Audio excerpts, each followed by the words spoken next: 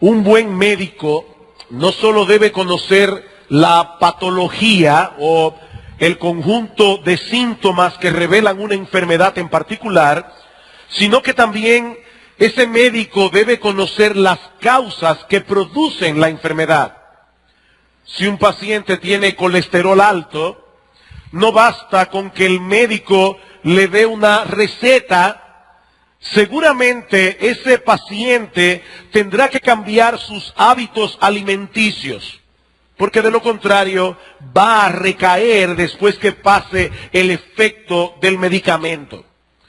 Bueno, mis hermanos, eso mismo ocurre en nuestra vida cristiana.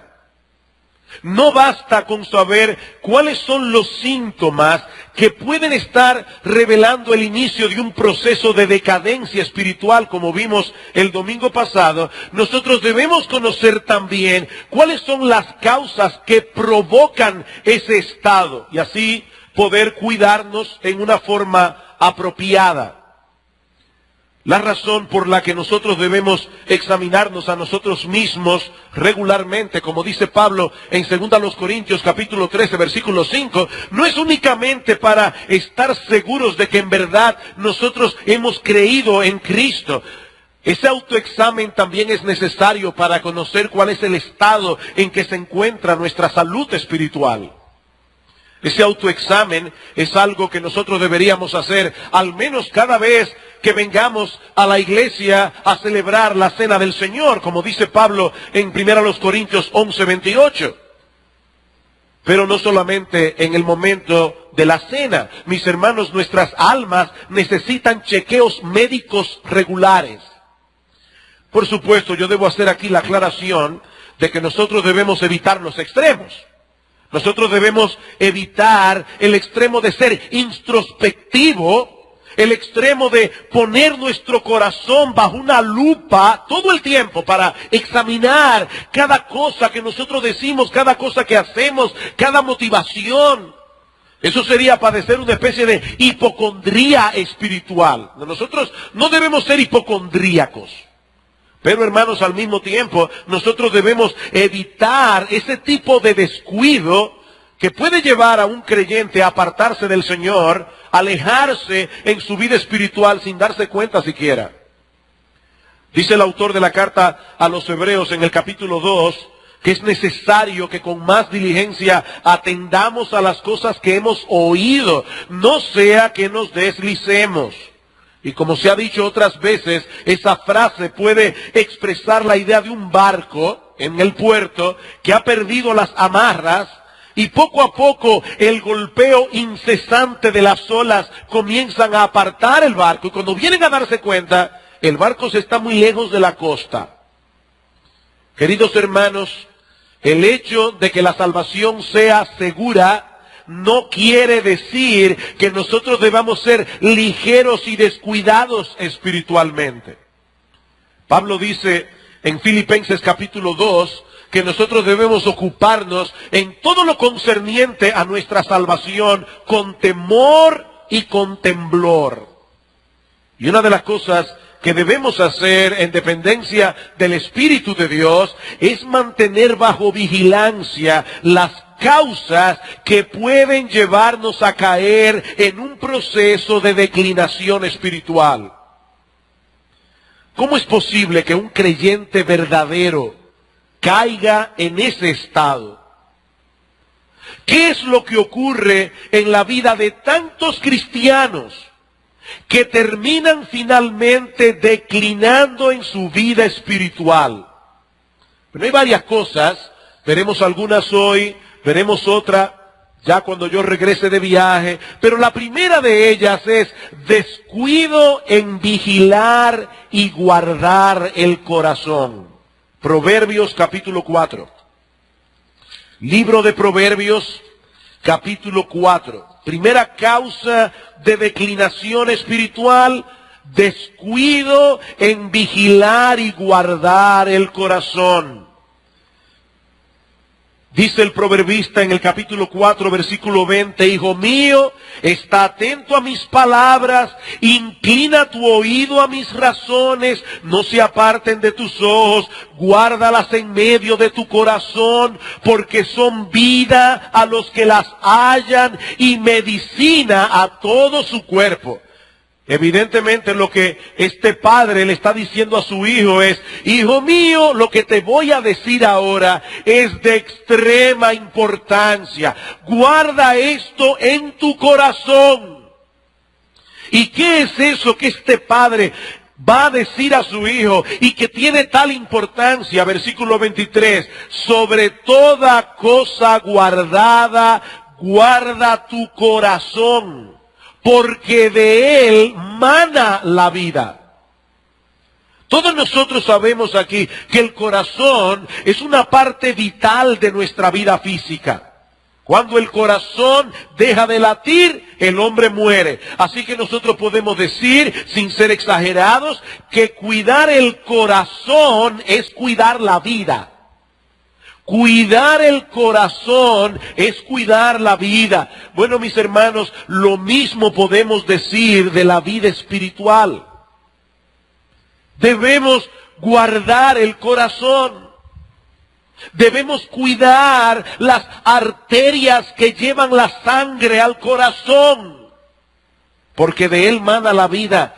Por supuesto, hermanos, cuando la Escritura habla del corazón en un sentido metafórico, como ocurre aquí en Proverbios capítulo 4, versículo 23, no se refiere a esa bomba que nosotros tenemos aquí ubicada en el lado izquierdo de nuestro pecho. Se refiere más bien al asiento de nuestra personalidad, nuestro hombre interior.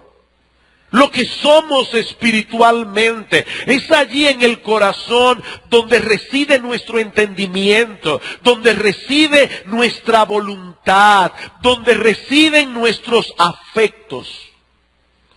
Del corazón mana la vida, dice Proverbios 4:23.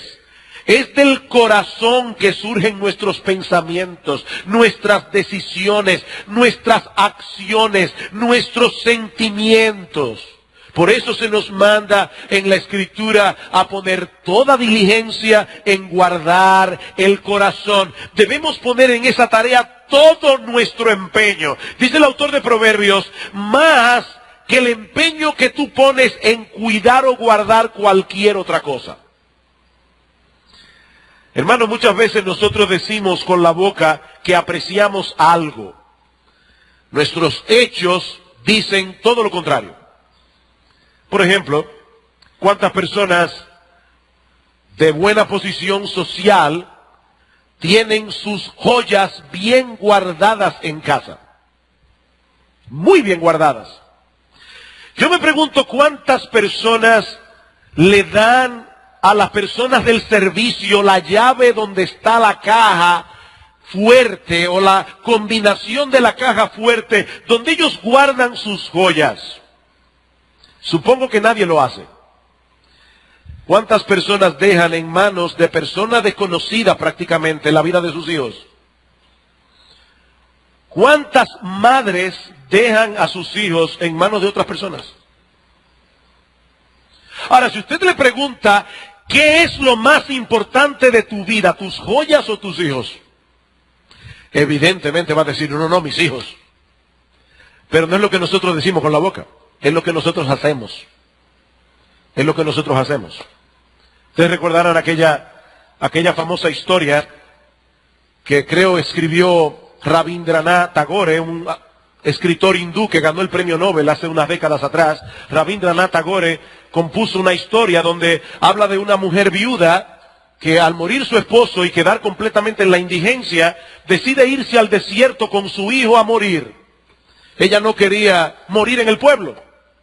Así que esta mujer sale hacia el desierto, pasa por una cueva y de repente escucha que de la cueva sale una voz que le dice, entra, toma todo lo que quieras, pero no dejes lo más importante. Ella entra a la cueva y la cueva estaba llena de joyas. Joyas, diamantes, cadenas de oro, la plata era como nada, como polvo.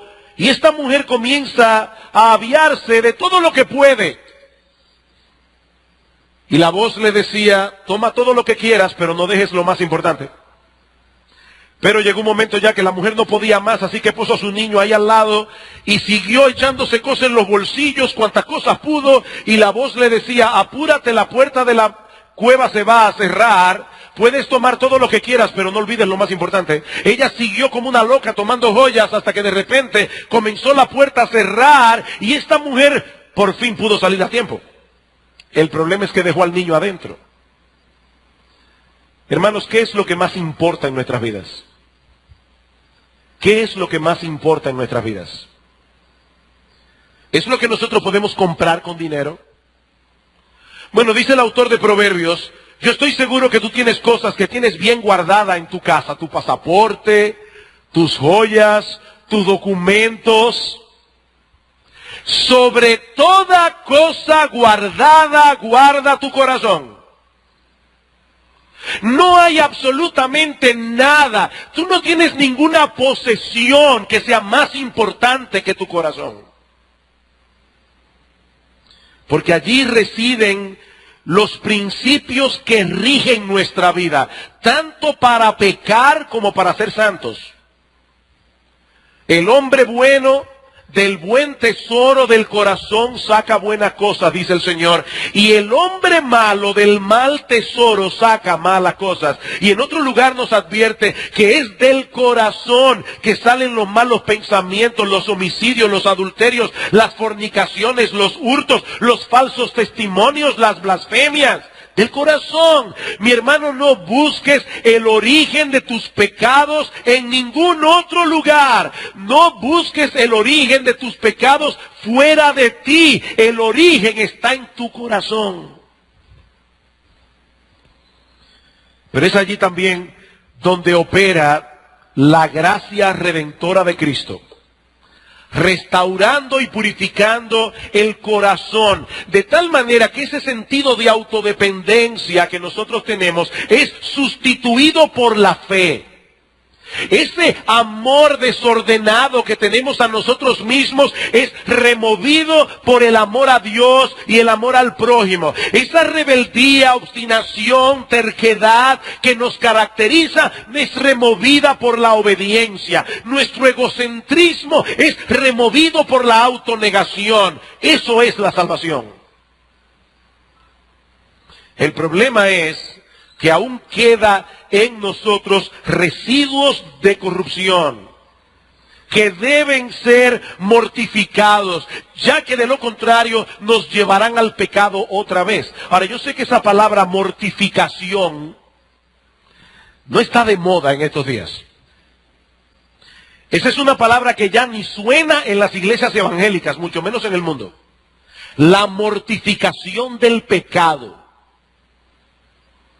Hermanos, es triste, pero para muchos cristianos hablarle de la mortificación del pecado es hablarle en chino. La mortificación del pecado, eso suena tan medieval, ¿verdad? Pero eso es un lenguaje bíblico.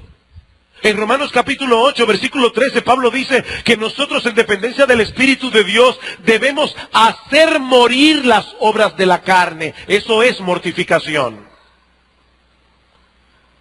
Dice Pablo en Colosenses capítulo 3, que nosotros debemos hacer morir la idolatría, la ambición, la fornicación, las mentiras, hacerlo morir. Y para poder hacer eso, hermanos, nosotros debemos vigilar de cerca nuestro corazón. Sobre toda cosa guardada, guarda tu corazón. La Biblia de las Américas lo traduce: con toda diligencia guarda tu corazón.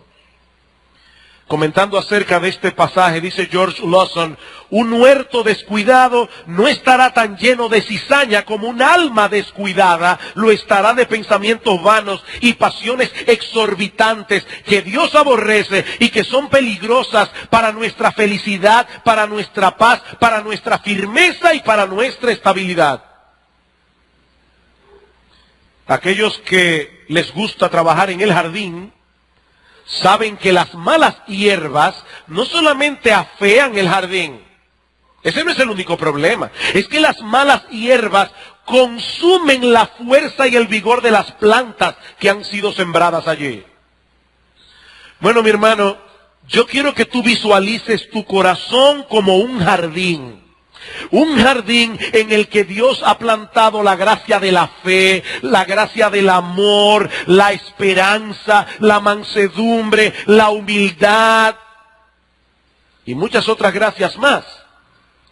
Pero a medida que dejemos nuestros corazones al descuido, esas gracias comenzarán a debilitarse y en esa misma medida se irá debilitando nuestra comunión con Dios. En esa misma medida nos vamos a acercar cada vez más peligrosamente al mundo. Alguien se estará preguntando, bueno, pastor, ya me convenció, debo guardar el corazón. Ahora, ¿cómo se hace eso? ¿Cómo yo puedo guardar el corazón? Bueno, en primer lugar, guardamos el corazón sometiendo cada imaginación, cada pensamiento, cada sentimiento, cada deseo al análisis, al juicio y a la guía de las Sagradas Escrituras. ¿Cómo guardamos el corazón? Sometiendo cada imaginación, cada pensamiento, cada sentimiento, cada deseo al análisis, al juicio y a la guía de las Sagradas Escrituras. El creyente que actúa irreflexivamente, sin pensar si eso que él quiere, si eso que él desea es o no conforme a la voluntad revelada de Dios, ese creyente comenzará a declinar. Ese creyente comenzará a declinar. Escuchen cómo el apóstol Pablo lo plantea en 2 Corintios capítulo 10.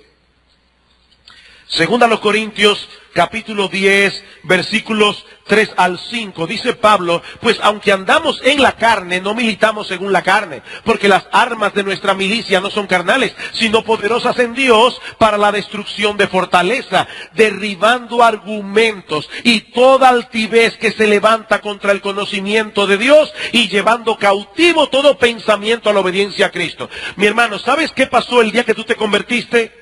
El día que tú te convertiste, Dios, el Espíritu Santo, venció en tu mente todos tus pensamientos que eran contrarios a la obediencia a Cristo y te llevó a la sumisión al Señor. Fue así que tú viniste a los pies de Cristo en arrepentimiento y fe. Pero ¿sabes una cosa? Esa lucha no ha terminado todavía. Nosotros debemos seguir llevando cautivo nuestros pensamientos a la obediencia a Cristo. No debemos contentarnos con el hecho de que no estamos cometiendo el acto pecaminoso que revolotea en nuestra imaginación. Pero después de todo es solo un pensamiento. No, mi hermano. Nosotros debemos llevar todo pensamiento a la obediencia a Cristo. Y no es casual que el apóstol Pablo use aquí la expresión llevar cautivo, porque este es un mensaje de guerra, lleno de violencia. Mis hermanos, no es fácil llevar nuestros pensamientos a la obediencia a Cristo. Se trata de una tarea ardua, tediosa a veces, pero es necesaria si de veras queremos guardar el corazón. Del corazón no solo fluyen los malos pensamientos, por ahí comienza, con malos pensamientos, sino también los homicidios, los adulterios, las fornicaciones, los hurtos. Hermanos, los actos pecaminosos comienzan con un pensamiento pecaminoso. Ahí está esa hermana que tuvo un problema con otra hermana de la iglesia y ella está rumiando ahí en su casa lo sucedido. ¿Cómo es posible que esa hermana me haya tratado así a mí? Y yo sé cuáles son las motivaciones de su corazón. Es que me tiene envidia. Ella no soporta que yo tengo cosas que ella no tiene. Esos pensamientos son totalmente contrarios a la obediencia a Cristo. Lo que Pablo está diciendo es, detén inmediatamente los pensamientos de tu corazón. No son conformes a la palabra de Dios. Primero porque el problema de esa hermana no es que te ofendió a ti, es que ofendió a Dios. Tú no eres importante. En segundo lugar, porque tú no sabes cuál es la motivación que hay en su corazón. Eso solamente lo sabe Dios. Cuando nosotros comenzamos a pensar de esa manera, hermanos, nosotros poco a poco nos vamos llenando de desamor hacia personas específicas. Así se comienza a declinar espiritualmente. Detén los pensamientos del corazón que no son conformes a la voluntad de Dios. Y puede ser algo tan dramático como un problema entre dos personas. Puede ser algo tan sencillo como la hermana que va al closet, lo abre y dice, yo no tengo ropa. ¿De verdad tú no tienes ropa? ¿O será que tú no tienes una falda que combine con la blusa que tú te querías poner? Es otra cosa. La Biblia dice, teniendo sustento y abrigo, estad contentos. ¿No es así? Si tú comienzas en tu mente y en tu corazón, yo no tengo ropa que ponerme, es un problema para mí cada vez que voy a salir. Estás pensando de una manera equivocada. 1 Timoteo capítulo 6 que dice, teniendo sustento y abrigo, estad contentos. Eso es un pensamiento que no es conforme a la obediencia a Cristo. ¿Sabes a dónde te va a llevar ese pensamiento? Primero al descontento y en segundo lugar a ponerte en contra de tu marido. Claro, si fuera una cosa para la computadora, ya él lo hubiera comprado hace rato. Pero como a él no le importa si yo tengo ropa o no tengo ropa. Un simple pensamiento, no es un simple pensamiento. Mi hermano, mi hermana, sobre toda cosa guardada, guarda tu corazón. Guarda tu corazón. Porque los actos pecaminosos comienzan con pensamientos pecaminosos. En segundo lugar, para cuidar el corazón, nosotros debemos impedir que la corrupción que reside en él ya salga a flote y que nuestro corazón no sea alimentado de más corrupción. Vamos otra vez a Proverbios capítulo 4. Proverbios capítulo 4. Debemos impedir que la corrupción salga. Debemos impedir llenarnos de más corrupción. Proverbios capítulo 4, versículo 23. Dice, sobre toda cosa guardada, guarda tu corazón, porque de él mana la vida. Pero ahora escucha, aparta de ti la perversidad de la boca. Y alguien pudiera pensar, ¿es que cambió de tema el proverbista? No, porque la Biblia dice que de la abundancia del corazón habla la boca. Ya nosotros tenemos pecados morando en el corazón. Cuídate de no sacarlo hacia afuera para que no contamines a otro. Guarda de ti la perversidad de la boca y aleja de ti la iniquidad de los labios. Pero no solamente eso, tus ojos miren lo recto. Y diríjanse tus párpados hacia lo que tienes delante. Examina la senda de tus pies y todos tus caminos sean rectos. No te desvíes a la derecha ni a la izquierda. Aparta tu pie del mal. ¿Qué nos está diciendo aquí el proverbista? Que para guardar el corazón nosotros debemos guardar la boca, debemos guardar los ojos y debemos guardar los pies. ¿Tú quieres guardar el corazón? Bueno, un hombre que de veras está guardando su corazón, una mujer que de veras está guardando su corazón, va a tener cuidado con lo que habla, va a tener cuidado con lo que mira y va a tener cuidado de los sitios que visita. Si no, no va a poder guardar el corazón. Hay personas que desde que oyen, no hagas tal cosa, de inmediato se levanta una fortaleza enorme dentro de nosotros defendiendo la libertad cristiana. ¿Qué es la libertad cristiana? Bueno, la libertad cristiana es simplemente el hecho de que cuando nosotros nos convertimos a Dios, el Señor nos hizo libres para que ya no tengamos que pecar. El Señor nos hizo libres para que el mundo no nos gobierne a su antojo. El Señor nos hizo libres para que nosotros ahora podamos libremente hacer su voluntad. Eso es verdadera libertad cristiana. Y todo cristiano debería hacer una evaluación honesta y objetiva de sí mismo. Porque es posible que haya un lugar que al cristiano A no le es de ningún problema, pero al cristiano B, por la forma como vivió antes de conocer a Cristo, ese lugar que es inocente y neutral para el cristiano A, para él es un problema. Y debe decir: yo no critico a los que van, pero yo no puedo ir. Yo no puedo ver eso. Yo no puedo oír eso.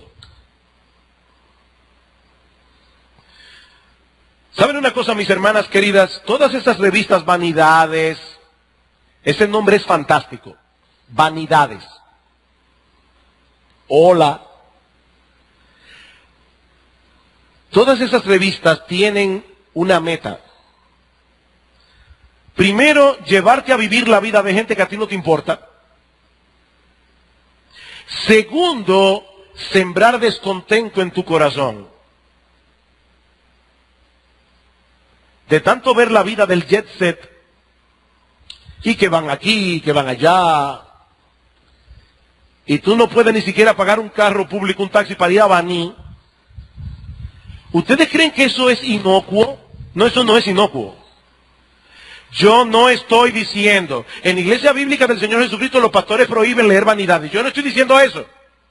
Lo que yo te estoy diciendo, mi amada hermana, es que tú debes ser honesta, tú debes ser objetiva y preguntarte qué efecto están causando esas cosas en tu corazón. Porque eso es exactamente lo que el autor de Proverbios está diciendo aquí. Tú quieres guardar tu corazón, cuídate de lo que hablas, cuídate de lo que oyes, cuídate de lo que ves, cuídate de los lugares a donde vas. No seas irreflexivo, no seas irreflexiva. Me da pánico cuando yo oigo a un creyente que su único argumento para hacer ciertas cosas es: todo el mundo lo hace.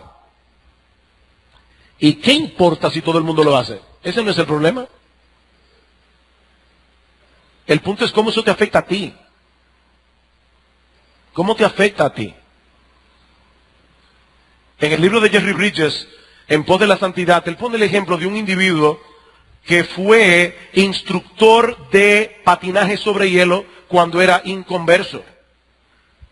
Y él dice francamente: cuando yo era instructor de patinaje sobre hielo, yo buscaba todas las maneras habidas y por haber para poder tocar a las muchachas a las que yo le estaba dando instrucción. Y saben que eso fue algo tan impactante en su vida que tuvo que dejar de patinar. ¿Es el patinaje sobre hielo un pecado? No, lo más que te puede dar un buen estrellón si tú no sabes hacerlo.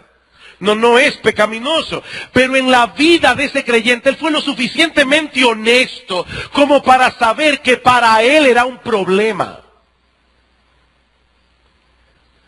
Claro, ¿cuál es el problema de los que tienen problemas? Que a veces entonces hacen una lista.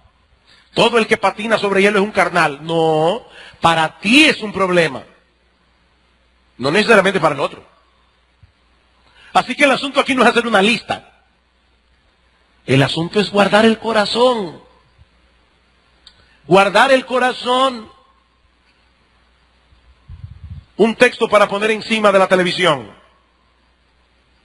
Hice pacto con mis ojos, dijo Job. ¿Cómo pues había yo de mirar a una virgen? Fantástico para poner frente a la pantalla de la computadora y del televisor. ¿Tú quieres guardar tu corazón? Cuídate de lo que ves. Cuídate de lo que oyes. Hace muchos años una persona vino donde mí y me dice: oye, déjame contarte una conversación desagradable que tuve con fulano de tal. Yo le dije: mira, por favor, de verdad, no me la cuentes. No me la cuentes. Demasiada corrupción y basura tengo yo ya en mi corazón para meterle más. Es que tengo que desahogarme, me dijo. Yo le dije: mi hermano, desahógate con Dios. Él no peca, yo sí. Desahógate con Dios. Mis hermanos, nosotros vivimos en un mundo enemigo. Nosotros somos como esos soldados que están pasando por encima de un campo minado. Muchas veces el mal no se ve a simple vista. ¿No? Satanás es un estratega de muchos años de experiencia. Por eso la advertencia del apóstol Pedro dice, él anda como león rugiente buscando a quien devorar. Él sabe cómo hacerlo. Él sabe cómo hacerlo. En tercer lugar, para cuidar el corazón, nosotros debemos orar fervientemente a Dios por purificación. ¿Qué dice el salmista? ¿Quién podrá entender sus propios errores? Líbrame, Señor, de los que me son ocultos. Líbrame, Señor, de los que me son ocultos. ¿Cuántas veces te ha pasado? A mí me ha pasado que al dejar una conversación y repasarla en mi mente, digo, yo dije eso para buscar gloria personal. Yo dije eso porque soy un orgulloso. Nosotros tenemos que pedirle al Señor, Señor, ayúdame a conocer mis propios errores. Líbrame de aquellos que me son ocultos. Salmo 86, enséñame, oh Jehová, tu camino. Afirma mi corazón para que tema tu nombre. Nosotros tenemos que orar a Dios. Hermano, nosotros no podemos en esta lucha solos. De verdad, no podemos. No podemos. Así que la primera causa para el deterioro espiritual es el descuido en vigilar y guardar el corazón. Otro paso que conduce a la decadencia es descuido en nutrir y desarrollar las gracias espirituales del alma. Descuido en nutrir y desarrollar las gracias espirituales del alma. No se trata simplemente de guardarnos de algo. Nosotros también tenemos que hacer algo positivo. Si dejamos de nutrir y desarrollar constante, diaria y diligentemente las gracias espirituales del alma, el proceso de declinación espiritual se activa de inmediato. Tan pronto dejamos de nutrir la fe, la esperanza, el amor, la humildad, la mansedumbre, nuestra piedad comienza a decaer.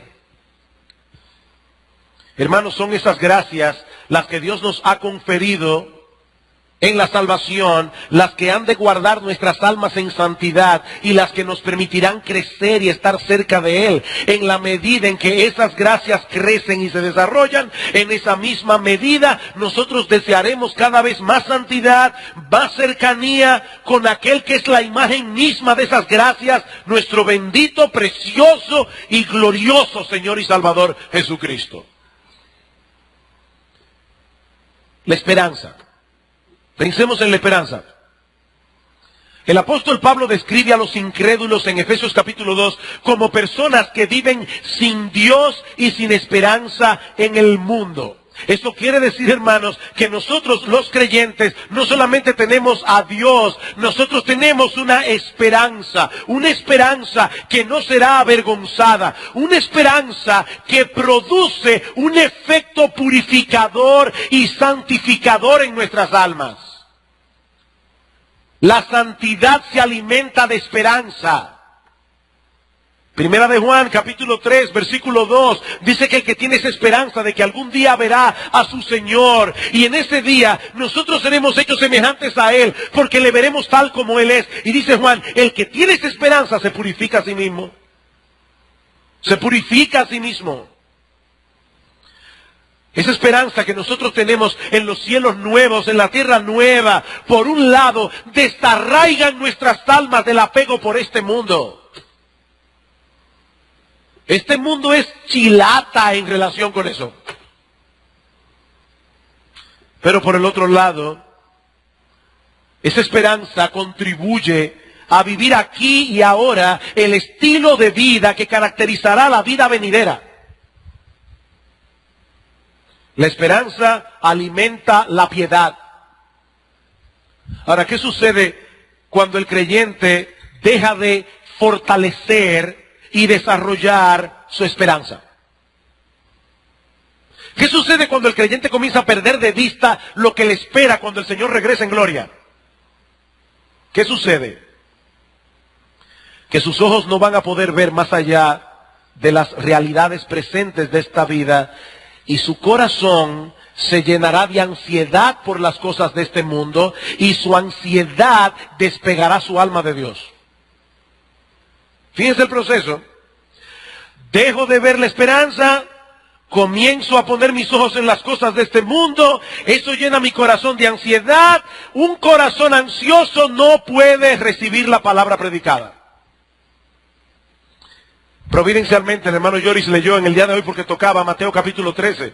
¿Qué dice el Señor en Mateo 13:22? Dice que el afán de este siglo, el engaño de las riquezas ahogan la palabra, la hacen infructuosa.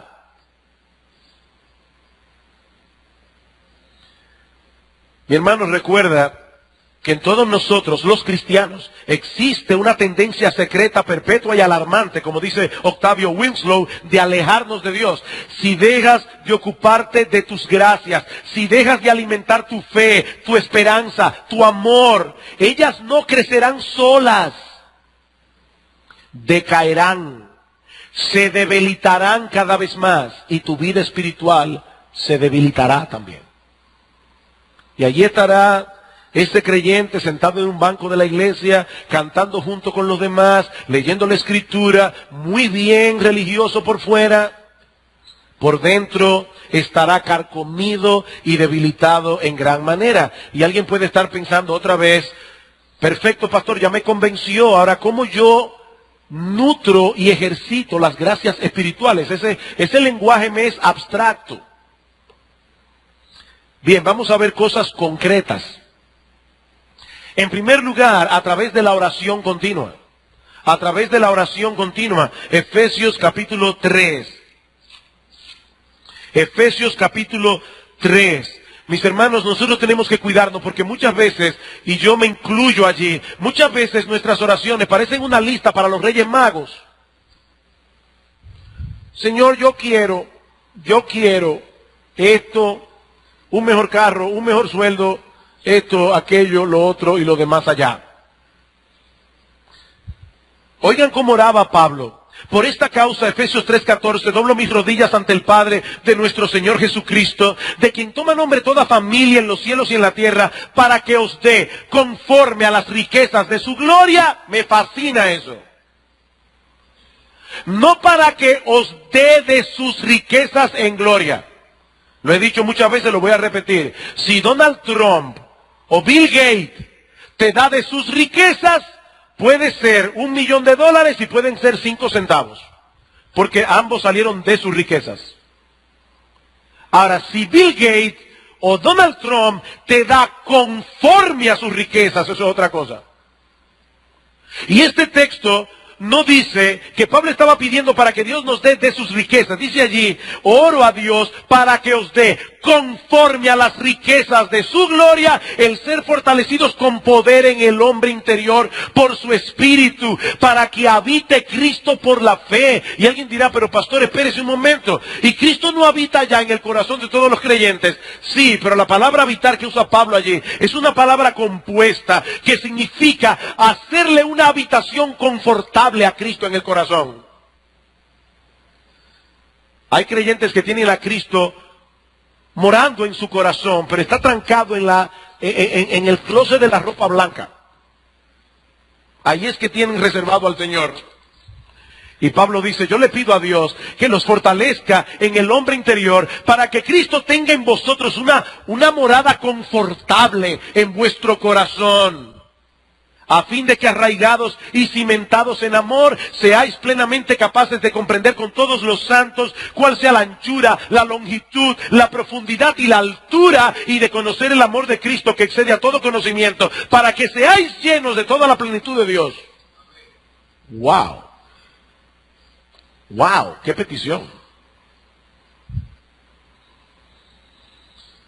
A los niños se les enseña una canción en la escuela dominical que dice, El amor de Dios es maravilloso, el amor de Dios es maravilloso, el amor de Dios es maravilloso. Es tan alto que no puedo ir arriba de Él, es tan bajo que no puedo ir debajo de Él, es tan ancho que no puedo ir afuera de Él. Tan grande es el amor de Dios. Bueno, Pablo dice exactamente eso del amor de Cristo, excede a todo conocimiento. Pero yo quiero que ustedes sean fortalecidos en el hombre interior para que ustedes puedan entender mejor ese amor. Para que ustedes puedan tener, y no quiero ser irrespetuoso aquí, pero para que ustedes puedan tener un romance tal con vuestro Salvador, que las cosas del mundo pierdan su valor.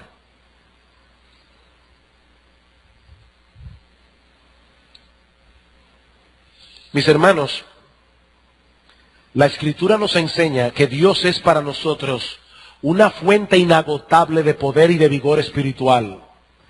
Por lo tanto, es a Él que nosotros debemos acudir constantemente en oración, procurando obtener esa fuerza y ese vigor que solo proviene de Él. Nosotros no podemos por nosotros mismos. Pablo está preocupado por la vida de piedad de estos creyentes. Y oigan lo que pide por ellos.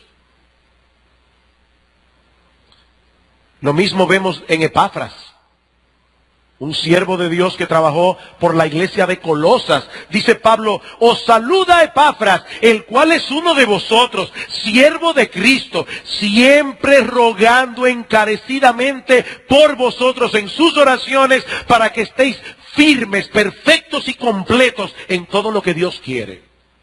¿Cuándo fue la última vez que tú pediste eso por tus hermanos en la iglesia y por ti mismo? Encarecidamente.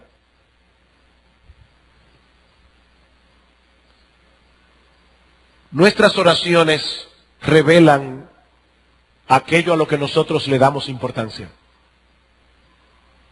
¿Qué revelan tus oraciones? ¿A qué tú les estás dando importancia? ¿Manifiestan tus oraciones un genuino deseo y anhelo por la justicia de Dios en tu vida? Estamos rogando encarecidamente porque aquel que comenzó en nosotros la buena obra la perfeccione. Estamos orando porque nuestro amor abunde aún más y más, o porque seamos llenos de frutos de justicia que son por medio de Cristo para gloria y alabanza de Dios. Los que conocen su Nuevo Testamento saben que estoy citando textos del Nuevo Testamento. Esas son las oraciones que aparecen en el Nuevo Testamento. ¿Qué dice Santiago? Ustedes no tienen lo que quieren porque no lo piden. Y a veces piden, pero piden mal para gastar en vuestros deleites. ¿Deseas realmente fortalecer y desarrollar las gracias espirituales que Dios ha implantado en ti? Mi amado hermano, mi amada hermana, solo Dios puede hacer eso. Pídeselo a Él. Pídeselo a Él. Mas el Dios de toda gracia, dice Primera de Pedro, que os llamó a su gloria eterna en Jesucristo, después que hayáis padecido un poco de tiempo, Él mismo os perfeccione, afirme, fortalezca y establezca. Ahora nota, Él no solamente es el Dios de toda gracia, Él también es el Dios de toda sabiduría. Cuando tú le pidas a Dios todo eso, Él tiene su procedimiento, y no siempre encaja con el tuyo, ni con el mío. ¿Recuerdan aquella señora que fue donde el pastor le dijo, pastor, por favor, yo necesito que usted ore por mí, yo necesito paciencia. Yo me impaciento mucho con mi esposo, me impaciento mucho con mis hijos, yo necesito paciencia. Muy bien, hermana, vamos a orar, Señor, yo te ruego, te suplico, que traigas problemas a la vida de esta hermana, dificultades, tribulaciones. La hermana se espantó. Pero ven acá, ¿y cómo tú crees que Dios te va a dar paciencia? Romanos capítulo 5. Es a través de las dificultades, las tribulaciones, los problemas que el Señor nos da paciencia. Entonces, cuando nosotros le pedimos a Dios, Señor, ayúdame a abundar más en amor, espera la respuesta. Pero no le temas a Dios. Él sabe lo que Él hace. Él sabe lo que Él hace. En segundo lugar, por eso es que Pedro dice, después que hayáis padecido un poco de tiempo, Él mismo os perfeccione, después que hayáis padecido. En segundo lugar, ¿cómo fortalecemos las gracias? A través del ejercicio. A través del ejercicio constante de esas gracias. ¿No es lo que dice Pedro en segunda de Pedro capítulo 1, versículos 3 al 10? Dice que como todas las cosas que pertenecen a la vida y a la piedad nos han sido dadas por su divino poder. Dice, por esto mismo poner toda diligencia en añadir a vuestra fe virtud, a la virtud conocimiento, al conocimiento dominio propio, al dominio propio paciencia, etcétera, etcétera. Ejercítate. ¿Qué le sucede a un levantador de pesas que de repente deja de hacerlo? O que con el tiempo ese cuerpo firme, robusto, musculoso, comenzará a debilitarse y los músculos comenzarán a ponerse flácidos. Bueno, mi amado hermano, Dios ha implantado en ti virtudes espirituales, gracias espirituales, pero eres tú quien debes poner toda diligencia en activarlas. Eres tú quien debes poner toda diligencia en dependencia del Espíritu de Dios en ejercitar esas gracias. Cuando tú pones tu vista en las cosas de arriba, no en las de la tierra, estás fortaleciendo tu fe. Cuando tú alimentas tu mente con las promesas de Dios y buscas en ella el consuelo en medio de la aflicción, estás fortaleciendo y alimentando la esperanza. Cuando decides preocuparte por los hermanos de la iglesia y servirles sacrificialmente, sobre todo aquellos que no te caen muy bien, estás fortaleciendo tu amor. Cuando decides responder como Cristo, cuando era ofendido, vejado, escupido, golpeado, y tú decides responder como Él respondió, estás fortaleciendo tu humildad, estás fortaleciendo tu mansedumbre. Y así podríamos ir una gracia tras otra. Alguien dijo una vez, uno de los misterios de la redención es que todos los deberes son gracia. Y a lo que yo añado, y todas las gracias son deberes. Todos los deberes son gracias. Todas las gracias son deberes. ¿Cómo así? Bueno, por ejemplo, Pablo dice en su palabra que todo hombre debe arrepentirse. ¿No es así? Así que el arrepentimiento es un deber. Pero solamente se arrepienten aquellos a quienes Dios les da la gracia. Es un deber y es una gracia. Ahora, cuando Dios nos da la gracia para arrepentirnos, Él no se arrepiente por nosotros, soy yo que me arrepiento. Cuando Dios me da la gracia para creer, Él no cree por mí, soy yo el que creo, el que deposito mi fe. Y así sucesivamente. El creer es una gracia que Dios concede, pero somos nosotros los que creemos.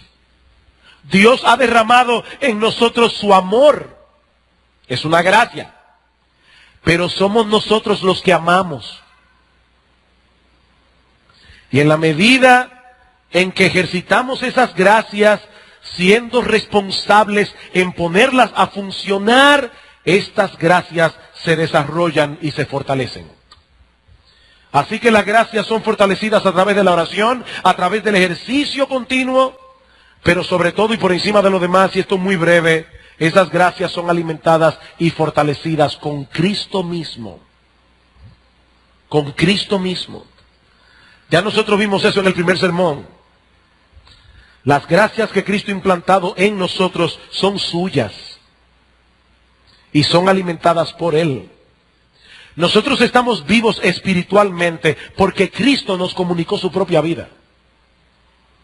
En el momento en que fuimos salvados, el Espíritu de Cristo vino a morar en nosotros y comenzó a transformarnos en su imagen.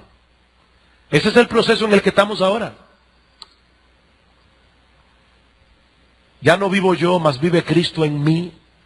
Y lo que ahora vivo en la carne, lo vivo en la fe del Hijo de Dios, el cual me amó y se entregó a sí mismo por mí. ¿Cuáles son esas características de Cristo que el Espíritu de Dios está forjando en nosotros? El fruto del Espíritu: amor, gozo, paz, paciencia, benignidad, bondad, fe, mansedumbre, templanza.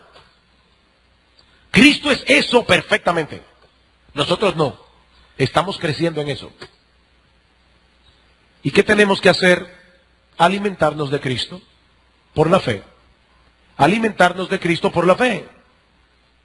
¿Qué quiso decir el Señor cuando le dijo a los judíos: yo soy el pan de vida, el que come mi carne y bebe mi sangre tiene vida eterna?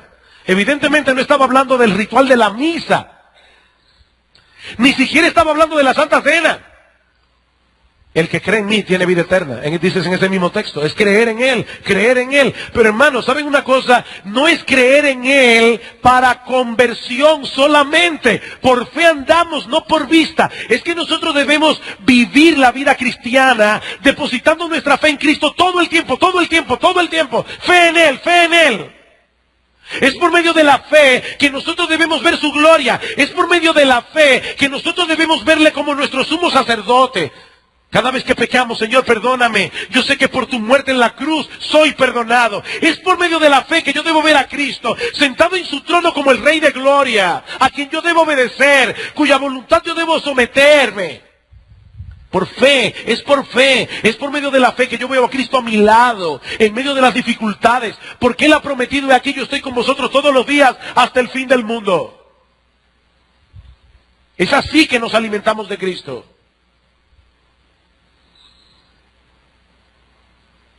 Mi hermano, ¿cómo está tu relación personal con Cristo? ¿Qué tanto acudes a Él en busca de fortaleza y de perdón?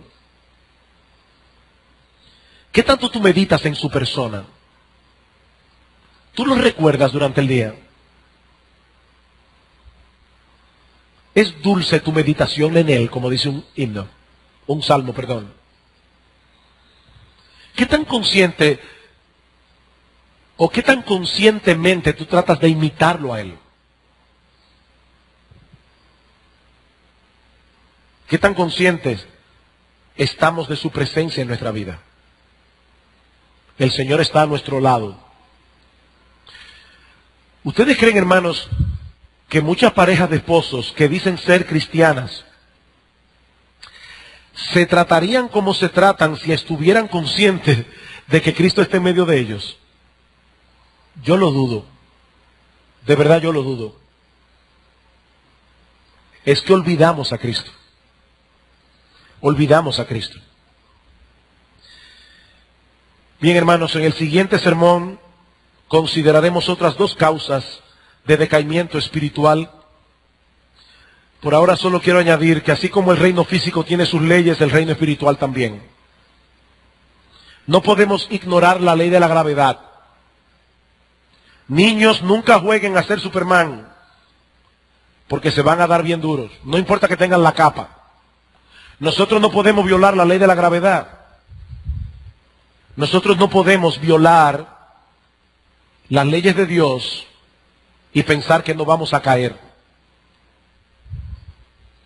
Podemos tener por cierto que nos desviaremos de Dios si no cuidamos con diligencia el corazón, si dejamos de nutrir y desarrollar las gracias espirituales del alma, sobre todo nutriéndonos de Cristo. Y déjenme decirles algo importante. ¿Sabían ustedes que muchas veces el Señor se esconde de sus hijos? ¿Sabían eso? Hay momentos en que el Señor se esconde. Y el creyente viene a Él a orar y no lo percibe por parte. Y ahí es que nosotros, por supuesto, debemos ejercer fe, porque la presencia de Cristo en mi vida no depende de que yo lo sienta, depende de su promesa. Y Él ha dicho, yo estoy con vosotros todos los días hasta el fin del mundo. Pero ¿por qué es que Dios nos hace pasar por experiencias así? Lean Oseas capítulo 5 y Oseas capítulo 11, cuando lleguen a su casa. ¿Saben lo que dice Dios al pueblo de Israel? Andaré y volveré a mi lugar hasta que reconozcan su pecado y busquen mi rostro. En su angustia me buscarán. Muchas veces Dios nos hace sentir lejos para que nosotros entonces procuremos activamente acercarnos. Nosotros somos como esos perros que están jugando con el hueso como si no les importara. Traten de quitarle el hueso. Y a veces Dios nos ve jugando con la vida cristiana. Jugando con la vida cristiana.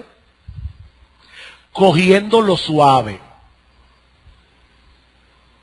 Y Dios trata de quitarnos el hueso.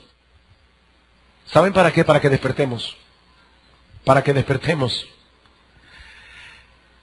Mi hermano, mi hermana, y déjame decirte algo, cuando pases por experiencia, no cometas el error de querer tapar esa falta de Cristo en tu vida con cualquier otra cosa que no sea Cristo mismo. Porque el problema es que muchas personas se sienten lejos de Dios y entonces quieren sustituirlo. No, cuidado. Solo Cristo suple la falta de Cristo. Es que no hay nadie como Él. No hay nadie como Él. Que Dios nos ayude a fortalecer nuestra vida espiritual, fortaleciendo nuestra comunión con Cristo. Que Dios ensanche nuestros corazones para poder amar y adorar más intensamente a nuestro Señor y eliminar de nuestras vidas todo aquello que se está interponiendo entre nosotros y Él, aun sean cosas legítimas. Aún sean cosas legítimas. Vamos a orar. Padre, nosotros queremos darte muchas gracias, porque tú no nos envías al mundo a vivir nuestras vidas cristianas en nuestras propias fuerzas o descansando en nuestras propias opiniones. Qué bueno, Señor, que nosotros tenemos tu palabra en nuestras manos. Señor, alabado sea tu nombre y alabado sea Cristo nuestro Salvador. Alabado sea nuestro bendito y precioso Señor. Que a Él sea toda la gloria, toda la honra y todo el honor. Señor, ayúdanos, ayúdanos para que los creyentes que estamos aquí no anhelemos ninguna otra cosa más allá que el deseo de vivir para Cristo y vivir con Cristo. En su nombre te lo imploramos. Amén.